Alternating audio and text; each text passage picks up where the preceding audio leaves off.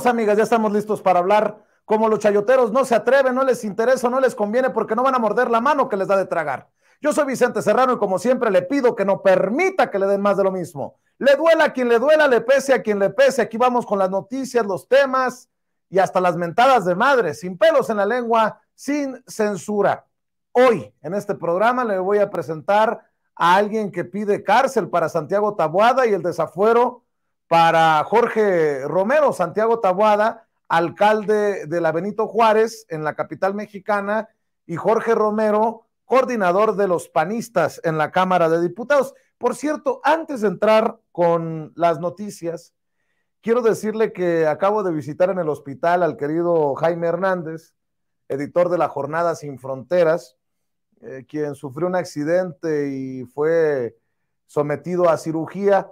Le mando todo mi cariño a mi hermanito Jaime Hernández, al maestro Jaime Hernández, y le deseamos pronta recuperación. Bueno, voy con las noticias.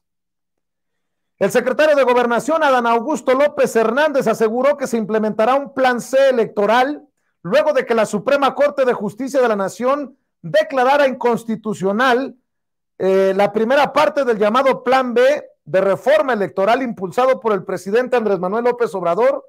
Por medio de sus redes sociales criticó a los ministros de la Corte y los acusó de no representar los intereses de la sociedad. Tenemos ahí el tuit de Adán Augusto López Hernández, el secretario de Gobernación. El pueblo mexicano busca recuperar la confianza en sus instituciones, pero la Suprema Corte de Justicia de la Nación decidió seguir protegiendo intereses particulares. 9 ministros pasaron por encima de la voluntad democrática expresada por los representantes populares. No hay de otra. Plan C en las urnas, dice Adán Augusto López Hernández, el secretario de Gobernación y uno de los aspirantes a la candidatura de la coalición Juntos Hacemos Historia para buscar la presidencia en el 2024. Los que sí están de fiesta son, pues, los de la oposición, personajes como Marco Cortés, presidente nacional del PAN, que andan hasta haciendo videitos pedorros, reconociendo a ministros y ministras de la Suprema Corte de Justicia de la Nación. Vea y escuche lo que dice el presidente nacional del PAN, Marco Cortés. ¿Qué tal, amigos? Hoy es un gran día para México y por ello reconocemos a las y los ministros que votaron en contra de la primer parte del Plan B que atentaba contra el Instituto Nacional Electoral y nuestra democracia.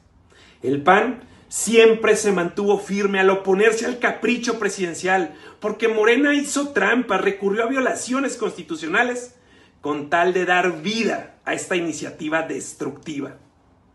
Acción Nacional está a favor de México. Lo demostramos en las calles y lo sostuvimos en el Congreso. Y hoy la Corte demuestra que es independiente, que es un contrapeso real del Poder Ejecutivo. Amigas y amigos ministros, felicidades. Ustedes nos representan a todos los mexicanos que no queremos que nuestra democracia sea destruida. Ahora resulta.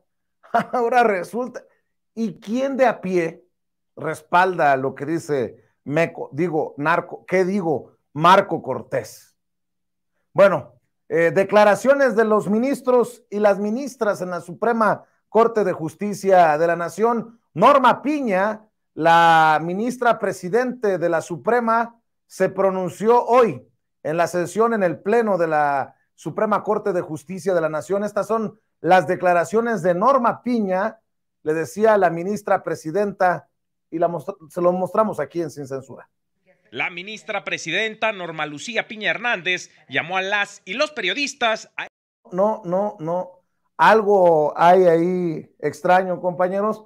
Vamos a ver si encontramos las declaraciones. No sé de quién sea esta voz que se ha metido, que se ha cruzado, pero bueno, le prometo que solventamos esta situación a la brevedad posible. También estamos esperando ya a nuestros invitados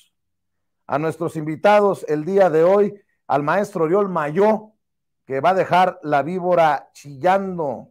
La ministra que también se posicionó en la Suprema Corte de Justicia de la Nación fue Yasmín Esquivel. Así se pronunció la ministra blanco de los ataques de la oposición en los últimos meses. Es hora de que el Tribunal Pleno no ha pronunciado un verdadero estudio de fondo sobre el contenido. Limitarse al examen del proceso de creación del decreto que reformó dicha ley general e invalidarlo por los supuestos vicios de procedimiento que se le atribuyen colocará a esta ley en una situación de mayor inconstitucionalidad de la que tenía antes de ser reclamada, porque desaparecerán las normas con las cuales el Congreso de la Unión dio cumplimiento a lo ordenado por esta Suprema Corte. Consecuentemente, no solo estoy en contra de la invalidez del procedimiento legislativo que se propone, sino sobre todo en contra de la falta de estudio de los demás temas planteados en las demandas, porque considero que al limitarnos simplemente a expulsar del orden jurídico el decreto reclamado sin analizar el contenido de las normas reclamadas, que es lo que realmente le interesa a la ciudadanía, se deja de cumplir con el mandato constitucional que nos obliga en forma expresa a privilegiar la solución del conflicto sobre formalismos procedimentales.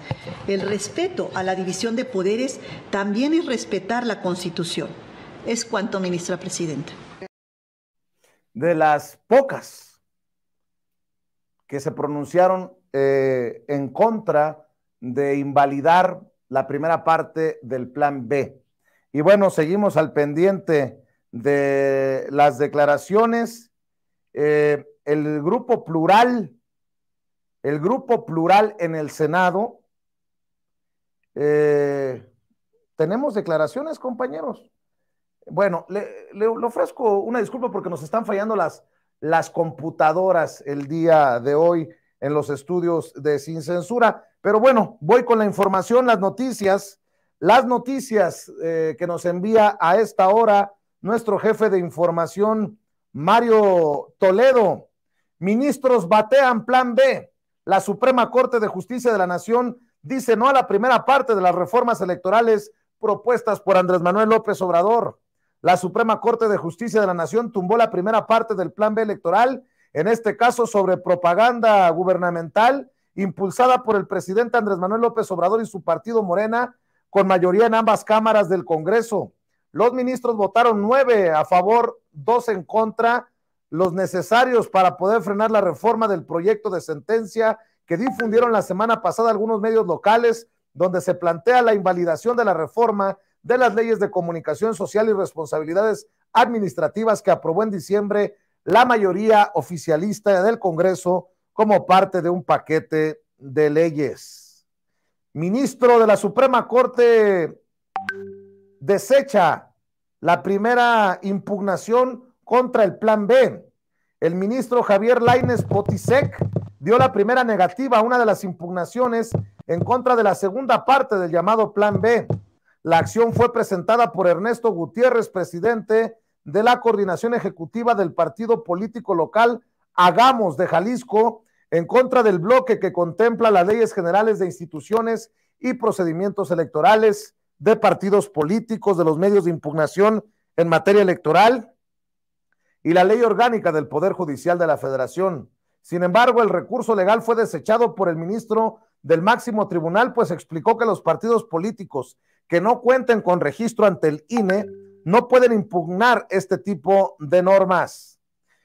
La Consejería Jurídica del Ejecutivo Federal del Presidente de la República, pues, acusó a la Suprema Corte de Justicia de la Nación por restringir las atribuciones constitucionales con las que cuenta el Congreso ante su negativa de revisar una impugnación de una ley presentada desde 2018 y votar un proyecto que busca, como le decía, anular la primera parte del Plan B de la reforma electoral. A través de un comunicado, la Oficina Jurídica del Presidente señaló que la Suprema Corte opera desde 2 criterios, uno para la revisión de leyes del régimen neoliberal y otro para las normas que legítimamente expide la soberanía popular en busca de la transformación que exige el pueblo de México. Lorenzo Córdoba recomendó a la Consejería Jurídica de la Presidencia de la República leer completa la Constitución mexicana, esto como respuesta al comunicado que le estoy mencionando. El presidente Andrés Manuel López Obrador dijo en la mañanera que mañana hablará por videoconferencia con el presidente de Estados Unidos, Joe Biden, para discutir temas de migración, tráfico de fentanilo y cooperación económica, al tiempo de cuestionar directamente a los gobernadores republicanos de Florida y Texas por usar el dolor de los migrantes para promoverse electoralmente. El presidente detalló que el encuentro virtual entre ambos será a las 9 de la mañana con 30 minutos tiempo de la Ciudad de México, una reunión que por viajes y distintas agendas no se podía llevar a cabo. Sin embargo, ya se acordó, dijo el presidente hoy en la conferencia matutina. El gobierno de México anunció hoy la exención de impuestos por hasta más de 3 años a las empresas que inviertan en 6 lugares estratégicos del sureste del país, donde el presidente Andrés Manuel López Obrador construye sus obras prioritarias. Con este anuncio, la Secretaría de Economía inicia una serie de encuentros y conferencias con el sector privado nacional e internacional para promover el arribo de inversiones al Istmo de Tehuantepec, informó la dependencia en un comunicado. El diario español El País revela que la red de corrupción y complicidades tejida por Genaro García Luna y funcionarios del gobierno mexicano no termina de desenmarañarse. Nueva documentación demuestra que el secretario de Seguridad Pública de Felipe Calderón hizo negocio redondo con equipo de espionaje para la antigua Procuraduría General de la República, la PGR, durante la administración del priista Enrique Peña Nieto. La PGR, entonces encabezada por Jesús Murillo Caram, compró una plataforma de intervención telefónica a una empresa ligada al exfuncionario y luego contrató a otra compañía de su red corrupta para dar mantenimiento a dicho equipo. Hay más noticias para usted, sin pelos en la lengua, sin censura. Dice el presidente Andrés Manuel López Obrador que llueva, truene o relampaguee, en diciembre habrá Tren Maya. En diciembre se inaugurará el Tren Maya, afirmó el presidente. Este fin de semana realizó una visita de supervisión a las obras del proyecto ferroviario y publicó un mensaje en las redes sociales. La primera unidad del Tren Maya llegará el 8 de julio y en agosto pruebas dinámicas. Es lo que están informando en relación a esta obra prioritaria del gobierno que encabeza el presidente Andrés Manuel López Obrador. Chinos son los principales lavadores de dinero en el tráfico de fentanilo, dice Estados Unidos. Las organizaciones mexicanas del narcotráfico están lavando los ingresos de las exportaciones ilícitas de fentanilo a Estados Unidos a través de una compleja telaraña de transacciones que involucra a operadores en este país y China y comercio real entre China y México, según expertos sobre lavado de dinero de Estados Unidos. De las noticias que estamos siguiendo para ustedes, sin pelos en la lengua, sin censura. Déjeme en esta ocasión saludar al maestro Oriol Mayó, periodista, escritor, y a quien